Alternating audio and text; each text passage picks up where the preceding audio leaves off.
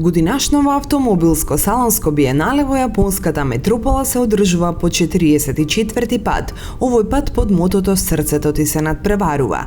Вратите на халите Токио Биг Сайт во Кото се отворени за 160 најголеми производители на автомобили, мотоцикли и додатоци за автомобилската индустрија. Организатор на манифестацијата е Јапонската асоциација на автомобилски производители Јама. На салонот со своји штандови присутни се сите 14 производители од домашниот пазар и 26 марки од странство. За прв пат по 8 години пауза во изложбата се вклучуваат 4 компании под капата на Fiat Chrysler Automobiles, Alfa Romeo, Fiat, Jeep и новиот Abarth. Севте прави францускиот DS Automobiles, а на сцената се врати и легендарниот Mercedes. Што се однесува до премиерните изданија на Tokyo Motor Show, има 76 светски најнови и уште 68 јапонски дебија на автомобили, камиони и мотоцикли. Нема сомневање дека производителот број 1 во светот и на домашна сцена Toyota е меѓу најзастапените. Своја јапонска премиера има и најновата генерација на хибридната икона, моделот Prius, кој имаше свое светско деби на салонот во Франкфурт само пред еден месец. Не помалку внимание кај посетителите предизвикуваат новите концептни изведби, малспортски модел SFR, како и несекојдневна креација Kikai. Основната идеја на студијата SFR е да понуди визија за мал спортски автомобил со преден мотор и заден пренос, класичен рецепт за многу задоволство за доправувачот, она што ги краси многу Spider или Roadster верзии. Се предпоставува дека автомобилот ќе се појави во 2018 година со 1,5 литарски мотор со 130 конски сили. Втората новина е исклучително интересен концептен автомобил кој го носи името Kikai. Јапонците направиле микс од делови од hot rod и кабриолет, а резултатот е на вистина импресивен. Toyota FCV Plus концепт не е од нашиот свет. Има сериозни изобличувања на структурата против катастрофи, врати против кражби или диференцијал за дрифтање.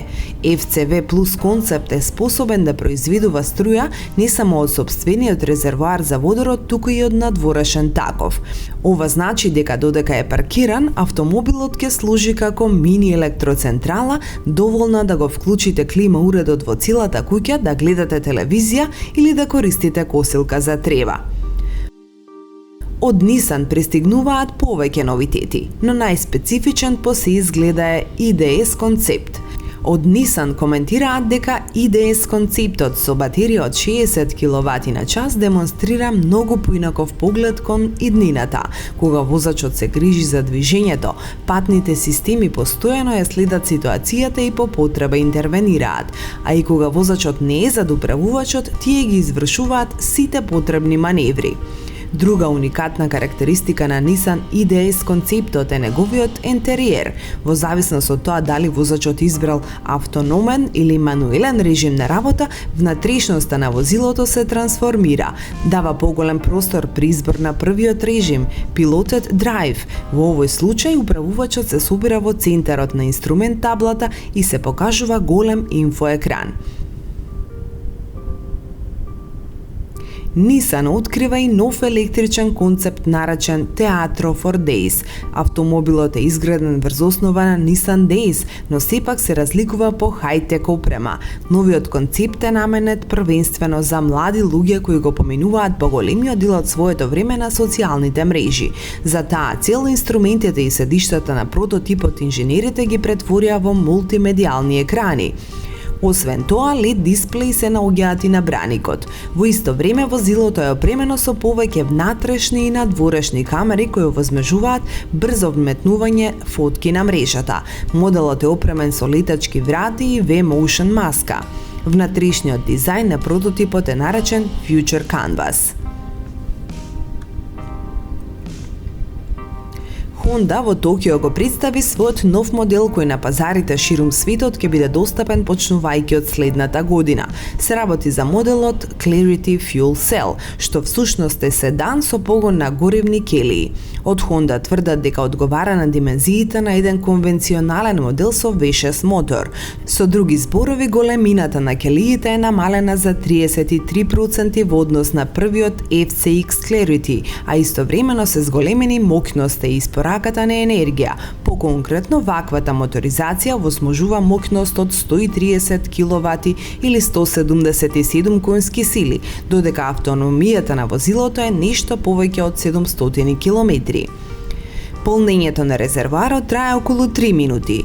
Honda ја представува својата крајно набилдана NSX верзија со 580 конски сили, потоа франкфуртското изненадување Project 2x4, како и недефинираните Wonderstand и Wonderwalker. Mazda го демонстрира новото спортско купе наречено RX Vision, во кое е употребена третата генерација на ротационен мотор наречен Skyactiv Air. За презентацијата лично се погрижи претседателот на брендот Масамичи Когаи. Тој не сподели ништо ново за евентуално пуштање во производство на моделот, но рече дека новиот мотор е поефикасен, почист и доволно сигурен за да се користи во сериските модели на марката.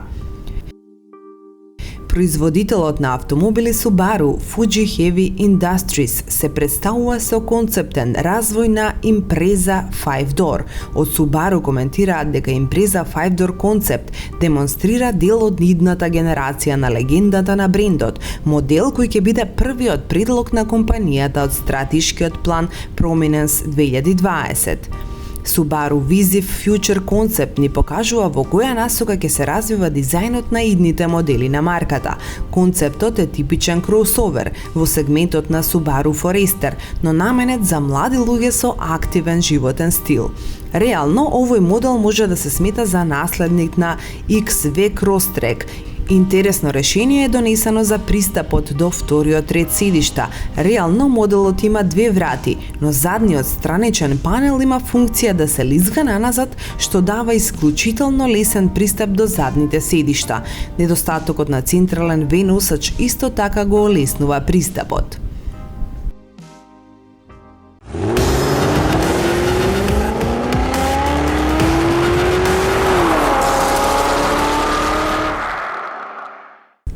Jaguar во текот на својата историја разви имидж врз надградбата на брзи двуседи и луксузни лимузини. Од следната пролет ќе биде поинаку со пристигнувањето на F-Pace, првиот спортски теранец на благородната британска марка. Според Jaguar не станува збор само за класичен спортски теранец, туку за кросовер со врвни перформанси или уште подобро за најпрактичниот спортски автомобил во светот. Jaguar реши да го произведува кросоверот долг 4,73 метри и висок 1,65, поради фактот што ова несомнено е најбрзо растечкиот сегмент на светските пазари.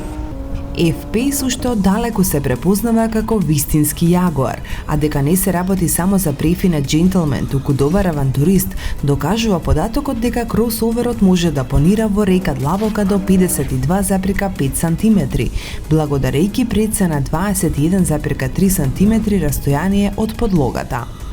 Цената на основниот модел на F-Pace изнесува нешто повеќе од 42.000 евра. Имајќи го в предвид изобилството од иновативни и привлечни ставки од понудата на дополнителната опрема и системи за асистенција, само мал дел од купувачите на F-Pace ќе се решат за основната варијанта. По оваа цена се добива изведбата со дизел мотор со 180 конски сили и погон на задната оска во комбинација со мануелен менувач со 6 степени. Потрошувачката на овој модел изнесува 4,9 литри на 100 километри. Верзијата со погон на сите тркала тежи само 8 килограми повеќе и за неа е потребно да се доплати околу 2600 евра, а може да се добие 8 степен автоматски менувач. За 380 конски сили од бензинскиот V6 со механички компресор, кој е познат од купето F-Type S, потребно е да се плати малку повеќе, по конкретно 75.000 евра. Забрзувањето до 100 трае 5,5 секунди, а крајната брзина е ограничена на 250 км на час. Релативно лесниот F-Pace со своите 1665 кг вози како што доликува за марката, зашто се погрижија инженерите за возната динамика.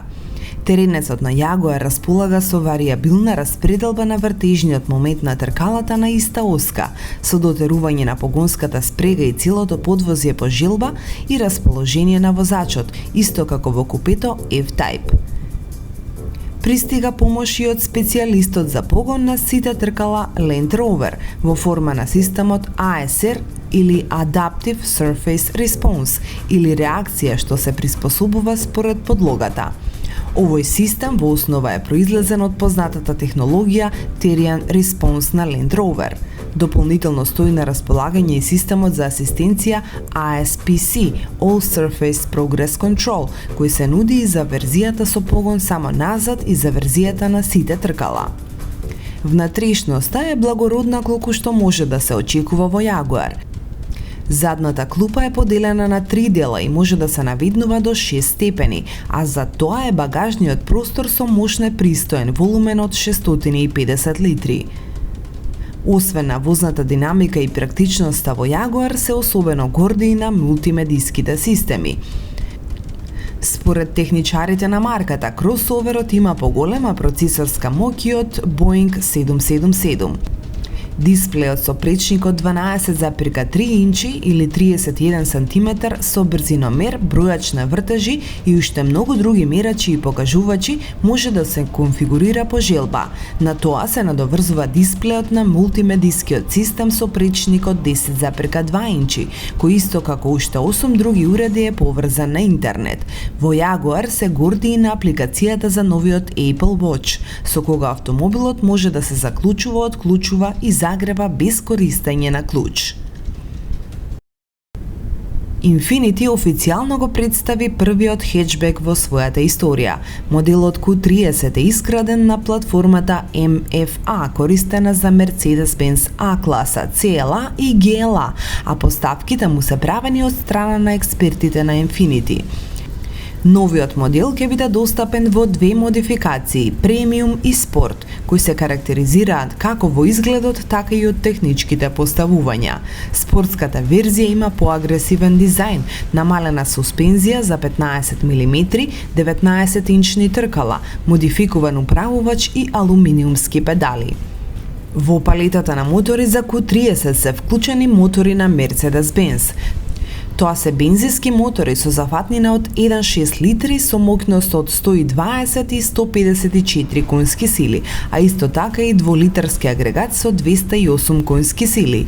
Дизелските варијанти се 1,5 и 2,2 литарски со моќност од 107 и 168 конски сили. Моторите работат како со 6 бензински мануелен, така и со 7-степен роботизиран менувач со 2 спојки. Во опремата на хетчбекот е вклучен мултимедијален систем InTouch, позаемен од постариот Q50, адаптибилен круз контрол, како и системи за автоматско паркирање, за видеонадзор, за следење на мртвите зони, за предупредување при опасност од директен судир и за автоматско префрлување на светлата.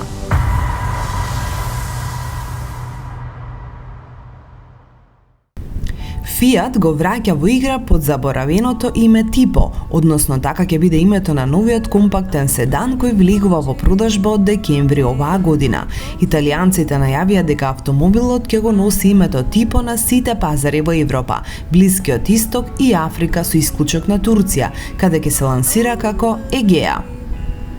Инаку моделот представен во пролетта оваа година за време на автосалонот Истанбул 2015 доаѓа како наследник на моделот Fiat Linea и е со димензии должина 4,5, ширина 1,78, висина 1,48 и меѓуоскино расстојание 2,64 метри.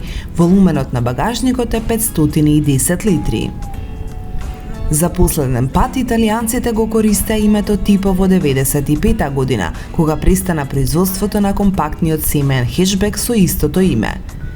Во текот на 7 години на продажба беше пласиран со цели 9 различни мотори, со моќност од 58 конски сили за основниот 1,1 мотор до 146 конски сили кај 2.0 со 16 вентили.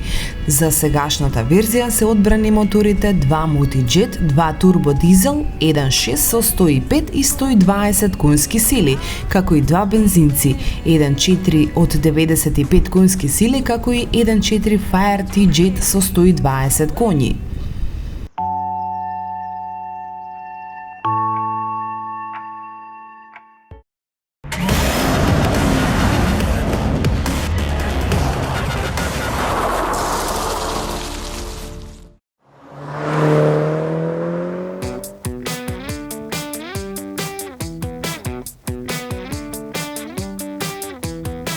Come to the party and give the world a sign. Kick out the toad and hit it like a line. Step in the sun, let it make you shine and glow. Reload, explode. Нема дете на кое не му застаклуваат очите кога ќе добие некоја играчка, а кога таа е и малце поинаква, по-специфична и мощна скапа, филингот е уште поголем. Кај нас возрастните, кога се играчките на 4 тркала во прашање, ни се крива адреналинот поради детското што со себе го носиме, што беше случајот и со моделот на Mini, односно неговата специјална верзија John Cooper Works. На поканата на BMW Group во Австрија да се дружиме со една ваква изведба, одговоривме со возбуда, особено што ни беше најавено Mini Driving Experience на патеката Salzburg Ring. Врвните предности на автомобилот според замислата на организаторите ни беа прво презентирани низ комбинирано управување по патиштата на Баварија и Тирол. Уште на стартот ни беше апострофирано дека под хаубата имаме вистински звер, дволитерски агрегат со 231 конски сили. Истиот е за 10% помоќен од претходниот, а вртежниот момент му е зголемен за 23% до 320 Нм. Но бројките, макар и да зборуваат многу, не велат ништо, бидејќи ова мала осечка изгледа заканувачки и истовремено примамливо не само поради креацијата, туку и поради комбинациите на бои кои се исто така специфични само за оваа изведба. По краткиот брифинг прво следи запознавање со патеката и неизбежното безбедно возење. На полигонот водата не беше проблем, бидејќи дождот го имаше повеќе отколку беше потребен, а потоа кратка пауза, бидејќи како ни кажа, од 12 до 13:30 часот на патеката не смее да има возила, како околните мештани на раат би можеле да го изедат својот ручек. Договор си е договор. Веднаш потоа се нурнувам во длабокото корито на моето Mini John Cooper Works, кое едноставно го зграбчи моето тело додека возиме по патеката со скоро никаква видливост. Сум управувал и со далеку појаки зверки од оваа, но рака на срце, слична забава и задоволство за управувачот одамна не сум имал, па уживам во секој свиок. При првиот притисок на педалата за газ, како да слушате повик да ги ослободите оние набилдани диви 231 конј. Стартот најавува пеколно доживување, бидејќи освен одличниот звук, плени директниот контакт на управувачот со подлогата, а како ја зголемувате брзината, така се прилепувате кон патот. Па како да не си поиграте, ама велат нашите домаќини внимателно. На тркачката патека видливоста се сведуваше на минимум, кога имате возило пред вас, а големите количини на вода препорачуваат да ги испробаме максималните можности на возилото. Инаку патеката е долга 3750 метри, конструирана е да се постигнат големи брзини, особено на средниот дел, додека пред и после стартно целната рамнина потребна е посебна умешност за управувачот. Возевме во колона предводена од инструктор, чија задача беше да ги скротува страстите. Забележливо е подуправувањето кое се јавува на оптоварување во остри свиоци, но каросеријата многу лесно се стабилизира. Преку управувачот се добиваат информациите од подлогата, па возењето е многу прецизно и лесно се анулираат оптоварувањата од инерцијата. Британскиот стил на цврстина, агресивност, динамичност се открива во дизајнот.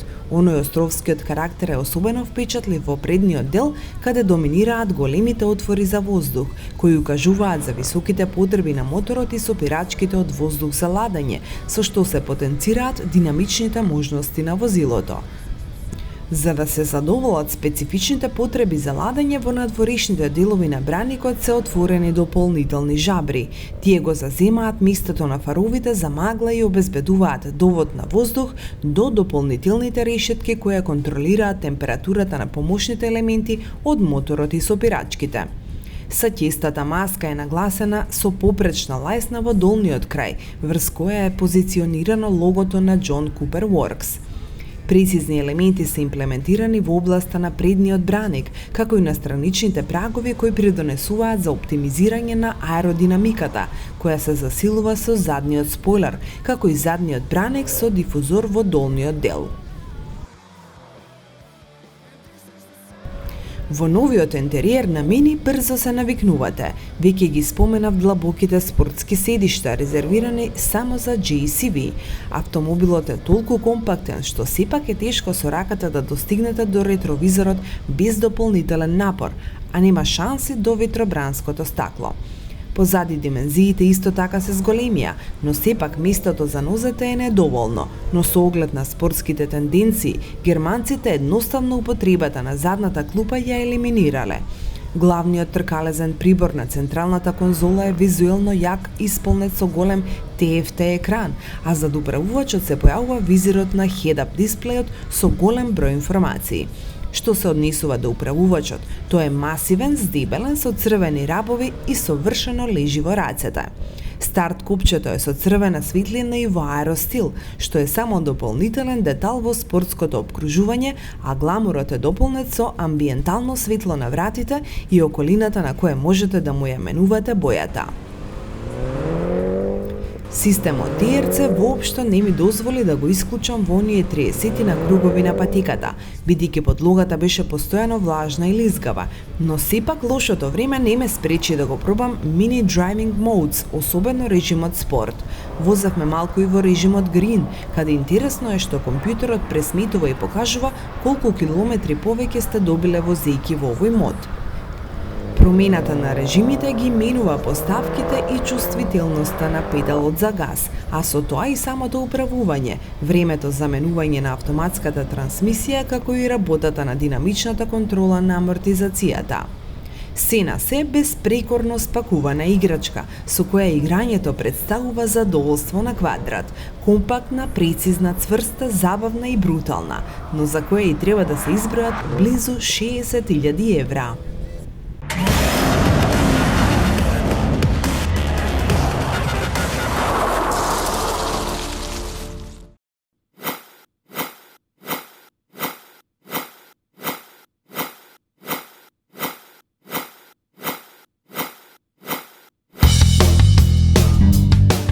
BMW, согласно современите трендови, мораше да прифати некои иновации кои се неминовност за што подобар пласма на пазарот. Раководството од Минхен не погреши воопшто. Лансираше нешто ново. Моделот за кој со неверојатна динамичност од ден во ден се зголемува заинтересираноста. Серија 2 Active Tourer е баварски пионер во 3 сегменти. Прва моноволуменска изведба, прв модел со погон на предните тркала и прв во кој се нуди со 3-цилиндерскиот агрегат од 1,5 литри, како во бензинска, така и во дизелска верзија. Што се однесува до дизајнот, творецот на оваа креација е Домагој Џукец, по потекло од Хрватска, кој навистина успел да ги имплементира сите поединости на трендот што ги диктира брендот, а во склад со моноволуменските стандарди. Па така и овој модел ги донесува со себе типичните карактеристики и особености за марката BMW: двојни предни светла, кратко предно и задно испапчување, долго меѓуоскино растојание, задни светла во L форма. Веднаш се приметува дека има повисока каросерија со специфична силуета на која доминираат големите врати. Кога сме кај големината, не треба да се заборави дека челниците во Минхен се презадоволни од делото на Џукец, која скрои и верзијата Grand Tourer.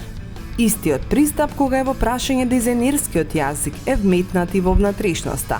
Задржан е традиционалниот стил на кокпитот, чист, функционален и крајно ергономичен. Комфорот е комплетно застапен како напред, така и на задните седишта.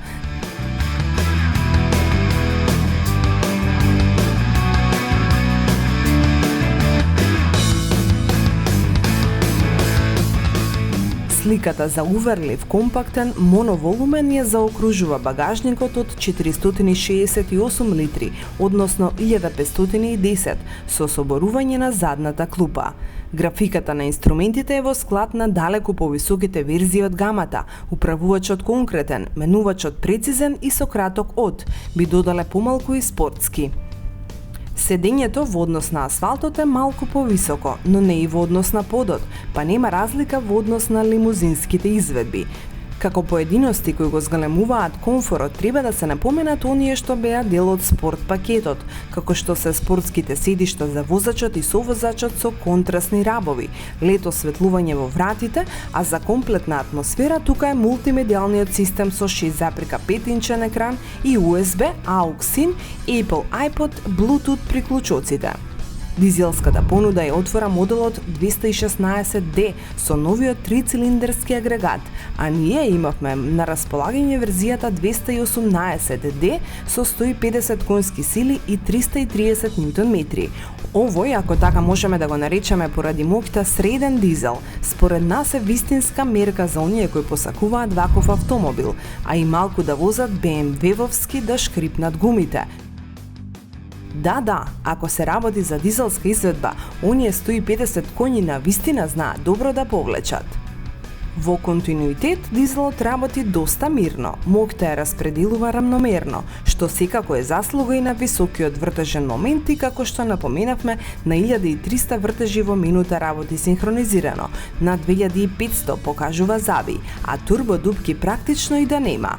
Турбодизелскиот мотор со 1995 см кубни серија N47, кој во BMW во програмата од 2007, модифициран за оваа цел, се произведува во верзија од 116 и 218 конски сили, па оваа средната со 150 коњи е навистина одличен баланс и звонредна опција. Треба да се појасни ознаката Twin Power Turbo, бидејќи многумина сметаат дека има две турбини, но всушност има само една. Овде е во прашање всушност сосем модерна технологија која во спрега со добро позиционираниот менувач се грижи за многу ниска потрошувачка и емисија на штетни гасови, што не е пракса со слични дизелски остварувања со иста моќ. Нам борд компјутерот при тестот во просек ни покажа до 6,2 литра, но рака на срце воопшто не го штедавме, па е далеку од декларираните 4,1, но сосема солидно. Дури би рекле изненадувачки добро во споредба со конкурентите, а и клиентилата за која е наменет. Веќе потенциравме дека за традиционалните возачи на BMW кои се навикнале на заден погон, ова е малку чудно, но со оглед на навистина извонредното ново решение, веднаш се навикнувате на оваа концепција. Искуствата од Mini, посебно во верзиите Clubman и Countryman, се очигледно добро имплементирани, па веќе при првите свиоци се чувствува дека во BMW 2 Active Tourer тие разлики се добро испеглани.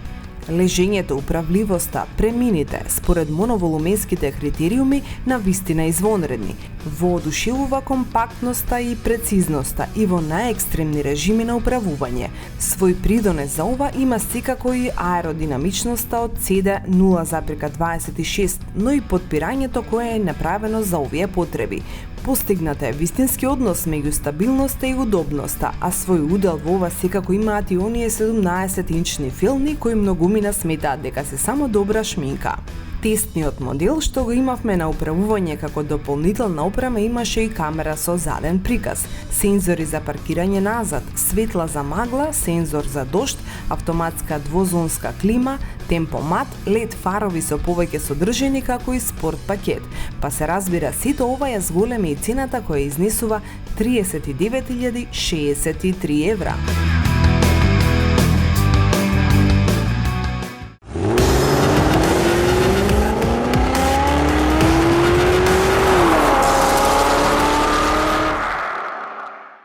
Ерата на електрични возила добива поинакви димензии. До пред неколку години беше важно да тоа биде мало возило со не многу голема маса и максимално функционално, но со лансирањето на неколку моќни ѕвирки, чија брзина надминува и 300 км на час, работите тргнаа во спротивна насока. Електромобилите полека но сигурно ја освојуваат планетава. Се поголем е бројот на компании кои во својата понуда имаат по неколку вакви остварувања, а особено привлекува вниманието на креирањето на моќни машини. Една од нив е последното издание на Астон Мартин. Создавачот на спортски и луксузни изданија го представи целосно електричниот суперкар наречен Rapid E. Овој автомобил ја дополни колекцијата од електрични суперостварувања и токму ова е пример за тоа дека и електромобилите можат да бидат крајно забавни. Еве ги најмоќните електромобили, што концепти, што реални изданија. Porsche Mission E. Потенцијалниот носител на титулата крај на електромобилите е концептот Porsche Mission E. Токму овој прототип стана главна звезда на годинишното салонско издание во Франкфурт. Оформен во стилот на 918 Spider, електричниот хетчбек со моќност од 600 конски сили може да забрза до 200 км на час за 12 секунди. Mercedes-Benz SLS AMG E-Drive. Ваков електричен SLS може да се види само во некој од центрите во Афалтербах, каде е позициониран штабот на големата тюнинг работилница на Mercedes-Benz. Електричното ремек дело на AMG чини половина милион евра и располага со моќ од 750 конски сили генерирани од 4 електромотори. Од 0 до 100 на овој супер автомобил забрзува за 3,9 секунди. Audi R8 e-tron. Се уште не знаеме колку ќе чини сериската верзија на R8 e-tron, но се очекува овој електричен Audi да е доста поблиску до народот, отколку SLS e-Drive. Во исто време можностите на R8 се исти, па дури и подобри од оние на електричниот Mercedes. Забрзувањето до 100 е аналогно, 3,9 секунди, но автономијата е цели 450 километри. Renovo Motors, компанијата од Силиконската долина, нескромно го вреднува своето електрично ретро купе $500,000. За овие пари се нуди ексклузивен електромобил со вртежен момент од 1356 Нм, кој може да забрза од место до 100 км на час за 3,4 секунди. Има меѓутоа едно но. Овој електричен супер автомобил не може да помине ни 200 км со едно полнење.